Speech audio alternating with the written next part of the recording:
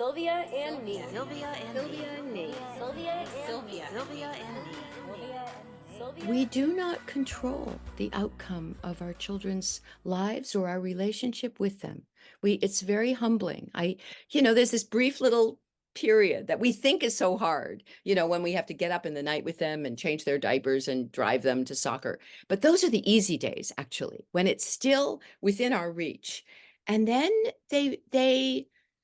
you chose a quote very, very wisely from the book. Then they tell us who they are and what they believe, and it may not always be what we want to hear. Hi, I'm Sylvia Beckerman, host of the podcast series Sylvia and Me. Conversations with inspiring, empowering women. I'm Joyce Maynard, author of a whole lot of books, baker of a whole lot of pies, mother of several children who were long launched into the world, and author of a new novel that's just out called How the Light Gets In, which is, I think, what we're going to be talking about today, but who knows what we're going to be talking about. Sylvia and Me. Joyce, thank you so much. What a great introduction. And of course, we're going to be talking about that. But your book actually encompasses so much that we're going to be able to hit on to so many points about family and motherhood and so on and so forth. And Sylvia, I turned 70 years old last November, a number that tough. Once, thank you. I consider it an accomplishment. Like a fantastic accomplishment. And they're done that. And at this point, I have a lot to say. And How the Light Gets In really is everything I wanted to say about family and marriage and the end of a marriage, raising children, seeing them go out into the world, growing older. So it's not a short book, in other words. It's the book that I wish I could have read when I was younger.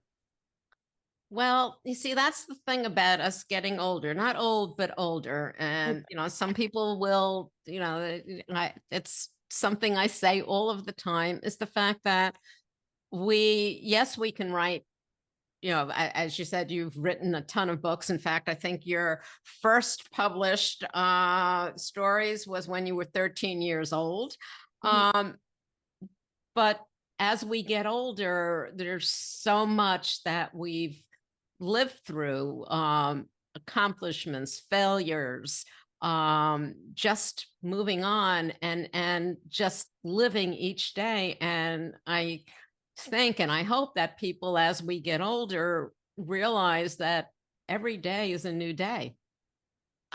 That's certainly a part of the message of this book. And, we get perspective, don't we? The things that seemed so important, so many of them when I was young, no longer do. And letting go of a lot has left me very good at letting go. And so this is a book about that. I think about resilience. Big time. I don't think you get to this age without having had loss, and I certainly have. I lost one marriage to divorce and lost a very good husband to cancer 8 years ago. And we've lost our parents. I've lost my knees doing what they used to do. But along with that come many gifts, don't there? And I celebrate those. One of the big ones for me is forgiveness. This is a book about forgiveness. Yes, it is. And it's a complex story. It's 3 generations of family spanning over 15 years from 2009 to 2024. And in it, you have real events that have taken place in the country, along with how a very diverse family deals with it and how a mother deals with it. And there's one sentence that I just love that you have in there. We don't tell our children who they should be. They tell us. Yeah. And I know that, sometimes you were talking about one particular son in this book, but I think it has to do with all of them. Yeah. With Toby, who had an accident when he was about 4 and has a brain injury, and another child who was born as a female, Allison, who is now Al, happily married with children, and another, her daughter Ursula, where there's so much, they're separated from, Estranged.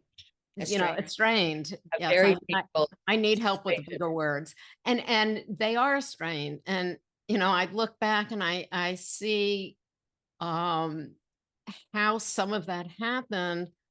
You're talking about divorce and death. Well, this is a woman who we start off. It's a sequel to one of the other books that you wrote, The Count way. the Ways, and her husband. She's divorced. Her husband, she finds out, is dying, and this woman, Eleanor, actually goes back to care for her husband. Yeah.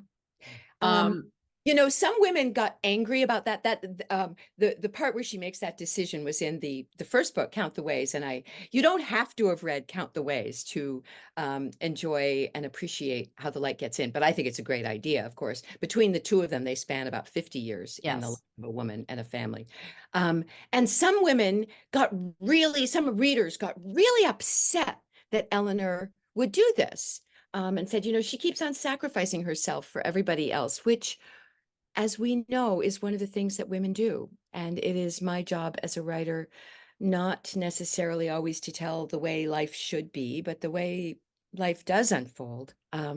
So the new book starts with her in the aftermath of this is not a spoiler because you find this out No. right away, the death of the man that she was no longer married to but cared for. Yeah. Well, because you said that, I'm just going to read this very short. It happened. I happen to have it here.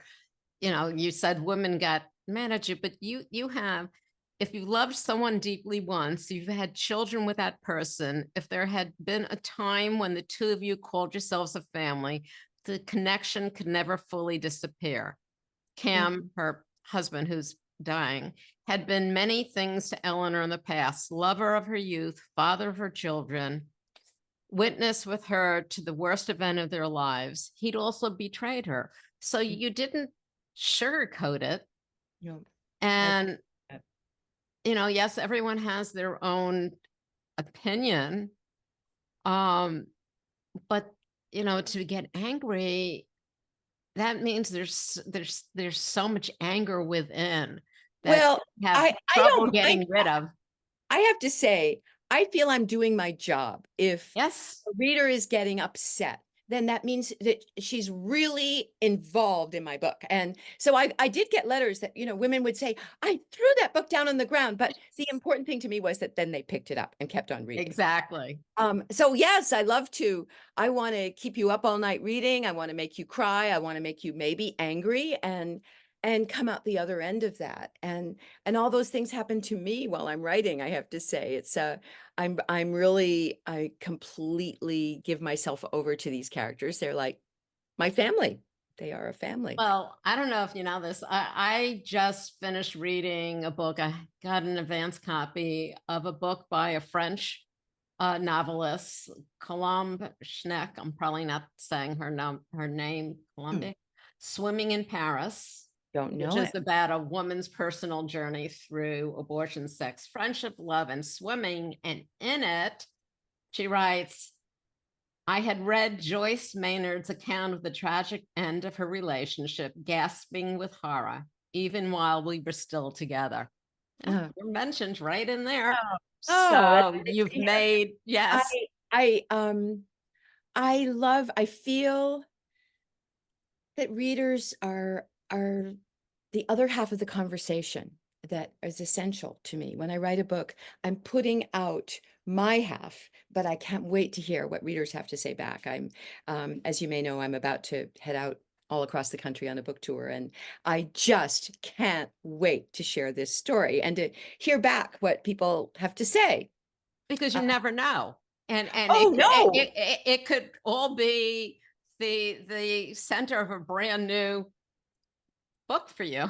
I mean, Well, it's interesting, Sylvia, you mentioned that I include in my novel, in How the Light Gets In, a lot of real events that took yes, place during the period of the years that the novel covers. And that's true of Count the Ways, too. Count the Ways is from the 70s through 2009. So we've got, you know, the Vietnam War, yes, the Challenger exploding, and many other things. A woman said to me one time, I really love your books, but do you have to be so political? And I said, I never think of myself as being political in my books. I don't offer my own opinions on things, but how on earth could we situate a novel between the years 2009 or 2010 and 2024 and not include what's going on in the world, not include the Trump years, of course, but not my views on them. It's part of what we experience as human beings in America. The TV's on, the radio, the music that's playing, that's the stuff, the backdrop of our days. I exactly. In Count the Ways, we have the daughter of the main character, the Yeah. mother, Eleanor, is obsessed with Krista McAuliffe, and she goes off to school on that January 28th, 1986, wearing Oh, her little spacesuit. Well, we all know what happened. And that was a very personal way of exploring a national event, which it definitely is something that I do. In the new book, Eleanor throws a party, as I did. I guess you'll get my politics here, but Eleanor throws a party with her friends to celebrate what she thinks is going to be the election of the first yes. woman president. And that night doesn't turn out the way she thought. Well, that's not politics, that's life. That's life. That's life. And people can relate to that. It is so much life. And then you have, the daughter and her husband, and his thinking and politics is so different from many. And so you have that within families. How can you can't ignore that. You can't I you can't wish I sugarcoat think everything. I think that's one of my jobs as a writer, Sylvia, is to to open up the conversation about things that we sometimes have a hard time talking about. And yes, there is a character who is the absolutely devoted, loving husband of one of Eleanor's children, who becomes so alienated from a lot of things going on in the world that he becomes very involved in this, sort of militia movement, and he goes to our nation's capital on January 6th. I didn't want to make him a villain. I wanted to explore how that man got to that place and give him humanity. And as I do, I hope every character, um, this is not a novel about parental estrangement, but I No. will say that I have, in the last 10 years, encountered so many stories from really loving, devoted, flawed parents, of course, goes without saying, whose adult children have cut off connection with them. It's something that a lot of people don't talk about, but a lot of people experience it. So I wanted to put that in a book, and I wanted to open up the conversation about parental estrangement, about so much that happens in our lives. And that's it. And sharing stories, storytelling. Didn't you have a podcast about that? Storytelling. I do indeed. I do indeed. Okay. So if we don't tell our stories, if we think that we need to keep them in, just think you have people talking, you have people who are saying, "Oh, I'm not alone." Yeah. Oh, Right. Me too. because Yeah. it's fantastic, and that's part of our job.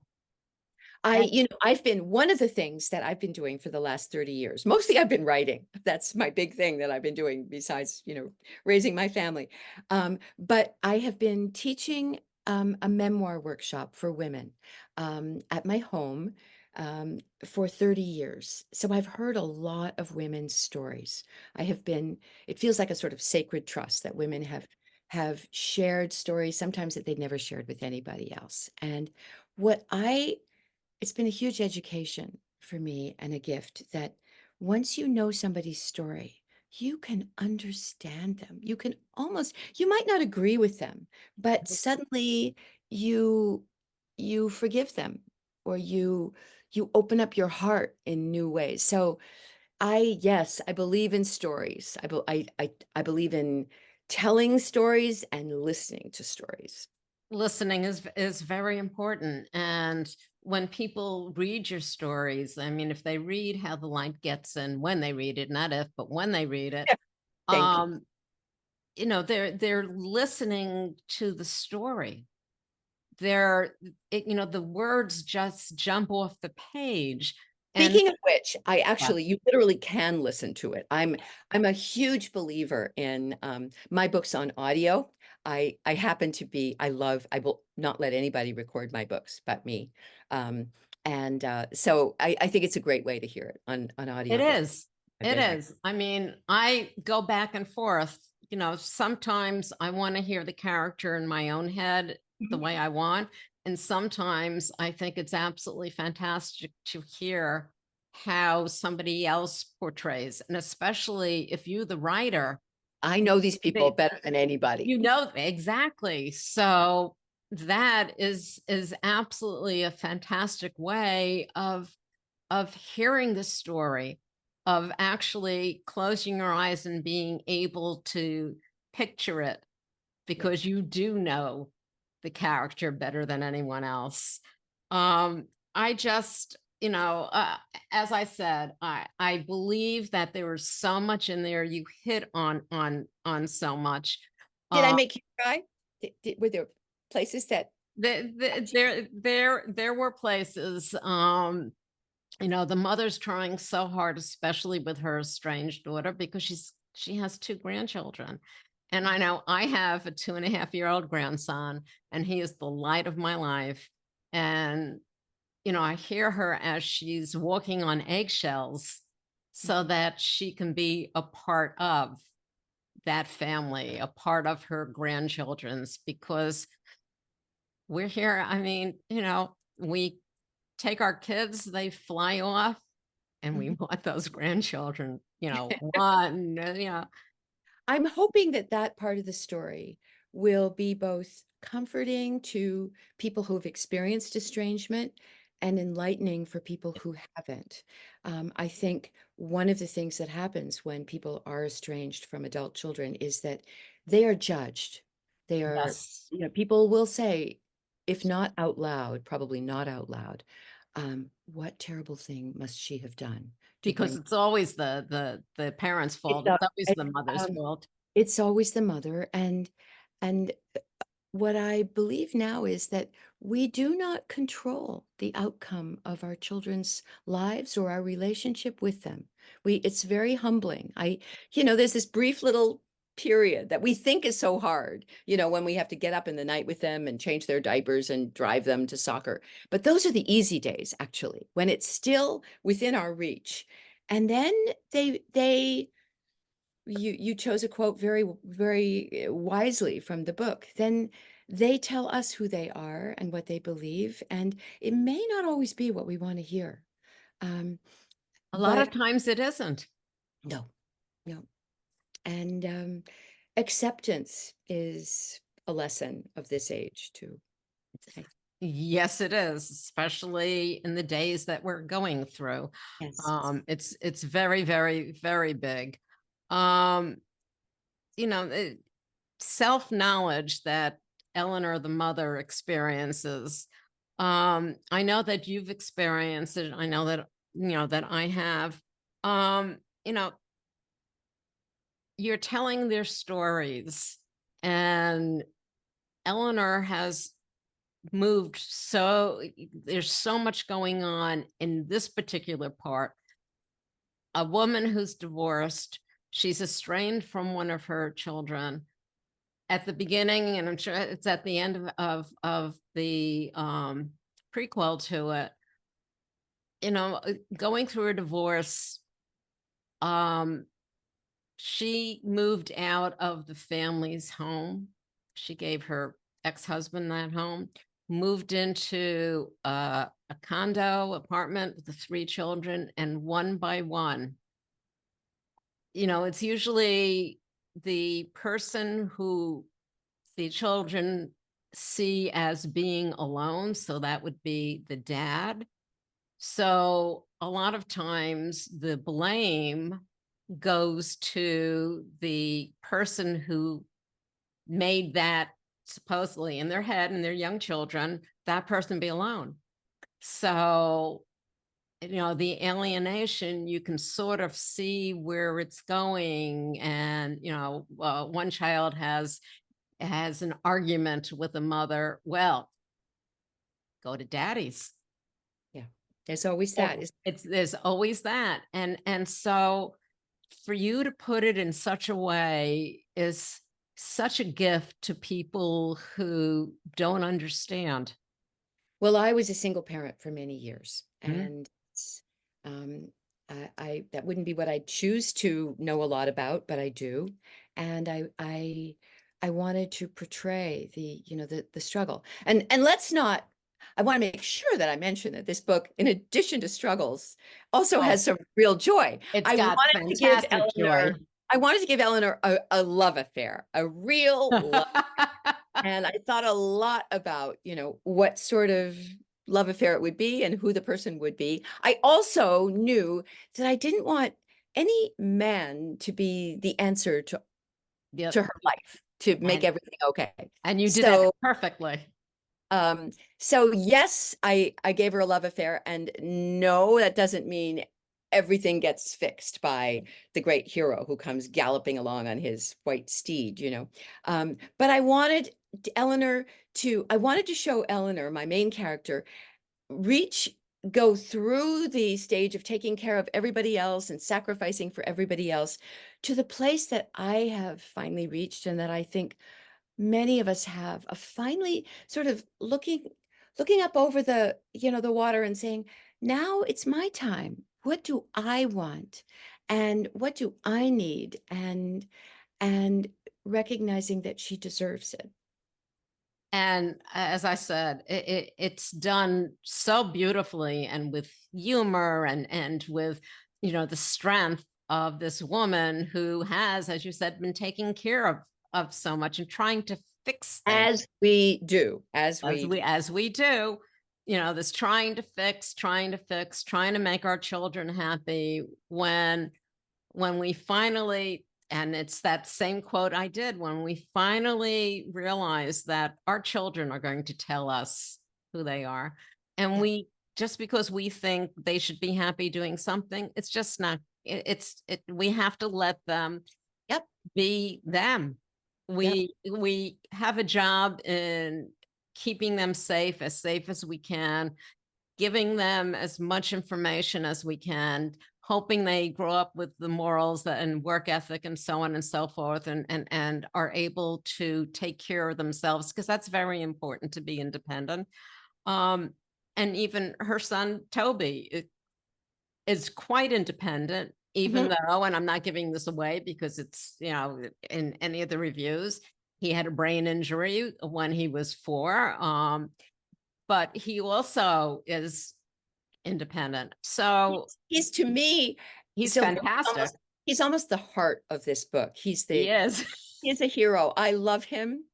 And he has this great wisdom to him. I wanted to give him a good love affair too, and I won't give away what I came up with, but because I had to deal with his very real challenges. But I had such a wonderful time writing this book and spending those months with these characters. I miss them now. So for me, seeing this book published is a way of getting to visit them again.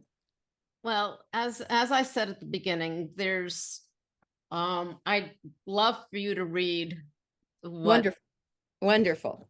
two pieces. You made a great choice, actually. The one that you suggested is one that I like to read myself. So good for you. This comes near the end of the book, but it doesn't give anything away. No, it doesn't. That's why.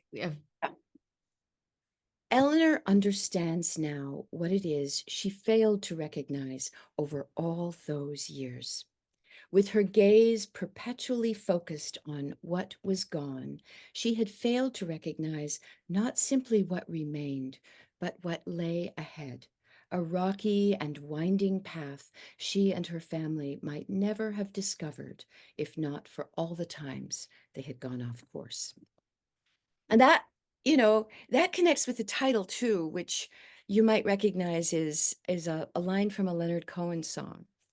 The first part of the line is, there is a crack in everything. That's how the light gets in.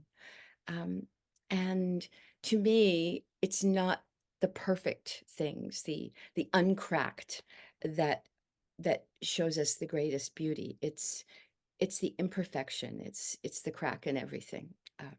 And that's how the light gets in, isn't it? The one other piece, Yes. actually, that I again, it's just the essence. It doesn't give anything away. You But know, this line, I'll tell you the origin of this line before I read it. It was actually spoken to me in Yiddish by my mother's second husband when she was dying of a brain tumor. And I don't actually know Yiddish, so he had to tell me what he had just said. And I cannot say it in Yiddish, but it is a saying, I think. If you live long enough, everything happens. The good and the terrible. And it may be the case, it probably is, that a person's glorious triumphs seldom serve as the best teachers of what it means to be human. The lessons are all in the failures. how true. How very true. And people get stuck by their failures They do. instead of, saying, okay, I've learned something from it. Step back a little. We We all don't have stop learning, trauma. do we? No, no. I hope not. I hope I never do. I want to, we can't end this without talking about why music is so important to you and the Oh, playlist that you made for this. uh, And the three, I want you to talk about how the title came about, and then the three musicians. there are a million. There are probably I know, but 40 that so first of all, it's a part of our lives. The songs that we're playing, it's one way to know a character, to know what music makes her cry or makes her want to get up and dance. But and I can't play music while I'm writing, but I often play music before I write to get myself in the mood. And different books have been inspired by different music, but the character of Eleanor loves the singer John Prine. So John Prine songs are all through the book, and I was really grateful to his wife, Fiona Prine, for allowing me to quote lyrics in the way that Eleanor sings some of these songs to her children with her husband. John Prine also died of COVID very early on in the pandemic, and she experiences his death as the death of a friend. So there's John Prine, there's Leonard Cohen, and that song, it's a song called Anthem I mentioned before. Sinead O'Connor died right as I was doing the final revisions of this book, and I spent an afternoon listening to Sinead O'Connor songs, and I thought, I need to put the death of Sinead O'Connor and a couple of those songs into this book. So yes, music is, if I had my choice at what I'd be good at, I'd probably be a musician. I'd probably be a singer. You should be very grateful that I'm not going to sing now, but I listen constantly. And so I filled this book up with the songs that my characters love, which aren't always the same ones as the songs that I love, but they're different characters. they're different characters. They're different characters. So if they loved all the songs you loved. And people will be able to find the playlist. It'll be on my website, which is just joycemaynard.com. They can download it on Spotify. Okay. So I was going to ask you where people could find out more about you. I recommend my website. I also have a really active Facebook page, and I post regularly, not just about my books, but about whatever's going on in my life. I really do consider readers part of, I'm so grateful to readers because without readers, I couldn't do what I do and what I've been doing for over 50 years now. So, Joyce Maynard, Facebook, Joyce Maynard, The Real Joyce Maynard, Instagram, where you can always find out where I'm appearing next on this mega book tour of mine, and joycemaynard.com, where I also will tell you about the writing workshops that I host and the hotel I run. Fantastic. I run a hotel on the shores of Lake Atitlan, Guatemala. You can read all about it. Well, I was going to ask something silly like, what do you do for fun? But it seems like you're just busy, busy, busy. Well, I am, but I have to say I'm lucky. I love my work. But yeah, I'm just back from a fabulous road trip with my daughter, Audrey. We went to see Bonnie Raitt, who was, and she means, I love her music, but I also love the fact that she's a woman in her 70s who's still on top of her game and going out into the world. I felt like, calling out to her, Bonnie, I'm going on tour too. So, yeah. I love it. Joyce, thank you so much for having this conversation. It's been absolutely wonderful. What fun. It is. This I do for fun. This I do for fun. I get to talk to interesting women. What's more fun than that? How the light gets in. Joyce, again, thank you so much. You can find us on all of your popular podcast platforms. And of course, our website, sylviaandme.com. Stay safe, stay healthy, and as always, stay tuned.